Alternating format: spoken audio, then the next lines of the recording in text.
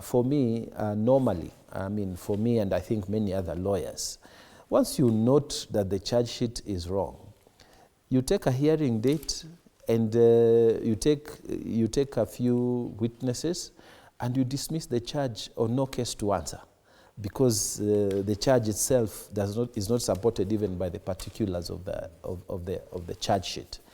But in this case, it is sort of political, so they want to attack it and take that risk that even if they release her, assuming they convince the court that the charge sheet is defective, the likelihood of the police arresting her is not good because of the public uproar. Yes. So maybe they have taken the first line of defense instead of the normal, where you watch and see there's a defect and you raise it at the right time and she's guaranteed of her. Do you think, away from the court process, that probably this was an overreach from the state agencies on this particular case? In my opinion, court processes are just that. They are court processes, you know.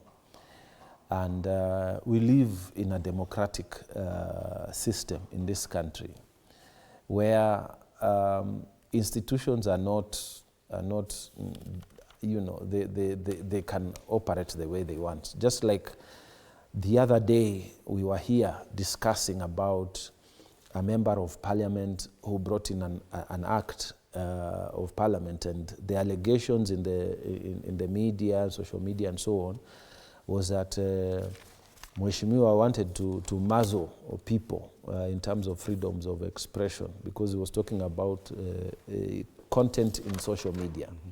So this is an institution called Parliament. Someone who is exercising her rightful role, Honorable Kaitani, was saying, we need to check something in this social media. But the reaction from the public is, no, you are using your power to try and control us in the social media. Now, in this case, the institution of police feel there's a problem. Why are we getting so many emails that are jamming the system?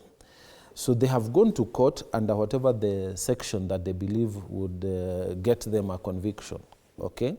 So that is another institution. But there's also another institution called the judiciary, and they will deal with the interpretation of the law. Okay. From where I sit, I think testing the law is something that is progressive.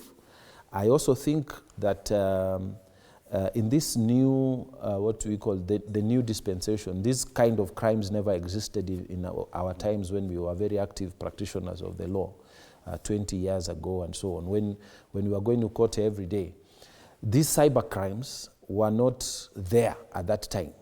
So we are getting into new frontiers. The question then that the court will have to address itself to is, if we have a system that, say, comes to completely paralyze a committee's work, in this particular case, or any government department's operations, is it a crime under Section 16 of the Cyber Crimes Act, or is it not?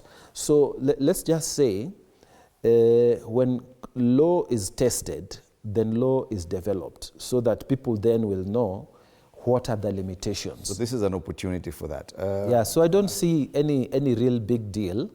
But yeah. Can I say something? Very briefly. Just one brief quickly. You know, sometimes people make politics out of anything, especially when their political agenda is not clear.